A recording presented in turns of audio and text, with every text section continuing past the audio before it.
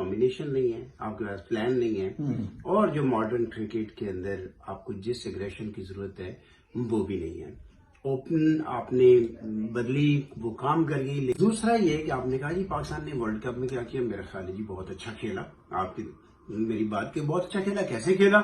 کیونکہ ایک چیز ہوتی ہے کسی ایونٹ، کسی سیریز میں، جیسے آسٹریلیا کے خلاف اس ورلڈ کپ سے پہلے تینوں میچ پاکستان نے جیت لیے، کبھی کبھی کوئی چیز کچھ آپ کو سوٹ کر جاتی ہے، کوئی چیز کلک کر جاتی ہے، وہ آپ ایک میچ جیت جاتے ہیں، جیسے زمبابوے نے آسٹریلیا کو ہرا دیا جی۔ لیکن جو آپ کی رینکنگ ہے نا، وہ پچھلے 10 20 25 میچز کی مجموعی پرفارمنس کے اوپر بیسڈ ہوتی ہے۔ پاکستان چھٹے یا 7ویں نمبر پہ T20 میں، اور ورلڈ کپ جب ختم کر کے جا رہی ہے تو چھٹے یا 7ویں نمبر پہ ہے۔ ٹاپ 4 آگے چلی گئی ہیں جی۔ 5ویں یا 6 نمبر پہ، یعنی ٹاپ ایک پول میں آگے ٹاپ 3 میں آ گئی ہیں، تو دیٹ مینس کہ وہ 6 نمبر کی ٹیم ہے۔ بالکل صحیح ہے۔